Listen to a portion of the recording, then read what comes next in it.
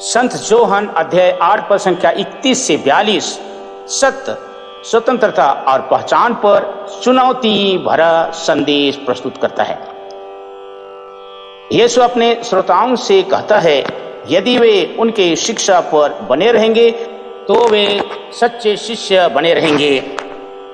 जो सच्चाई वे सीखेंगे वह उन्हें पूर्णतया स्वतंत्र बना देगा।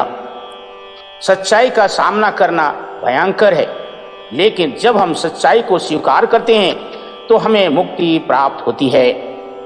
हम सभी स्वतंत्रता चाहते हैं। बहुत बार हम बुरे आदत और पाप के गुलाम हैं।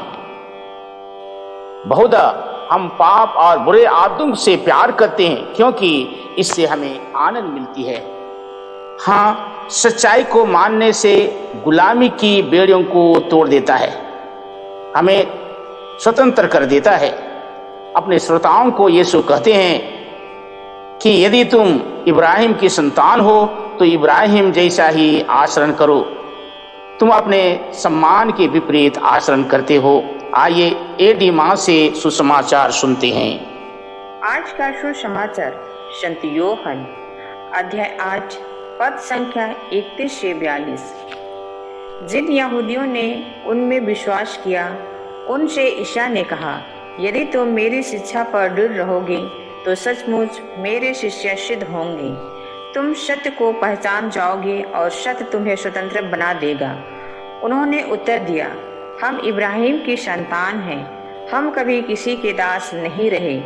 आप यह क्या कहते हैं, तुम स्वतंत्र हो जाओगे? ईसा ने उनसे कहा, मैं तुमसे यह कहता हूँ, जो पाप करता है वह पाप का दास है। दास सदा घर में नहीं रहता, पुत्र सदा रहता है।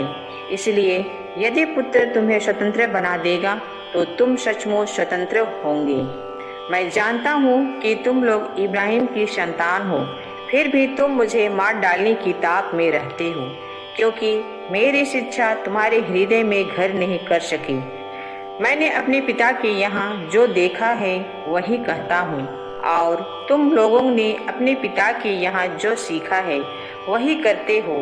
उन्होंने उत्तर दिया, इब्राहिम हमारे पिता हैं। इस पर ईसा ने उनसे कहा, यदि तुम इब्राहिम की संतान हो तो इब्राहिम जैसा आचरण करो। अब तो तुम मुझे इसलिए मार डालने की ताक में रहते हो कि मैंने जो सत्य ईश्वर से सुना वह तुम लोगों को बता दिया। यह इब्राहिम जैसा आचरण नहीं है। तुम लोग जो अपने ही पिता जैसा आचरण करते हो। उन्होंने ईसा से कहा, हम व्यभिचार से पैदा नहीं हुए, हमारा एक ही पिता है और वह ईश्वर है।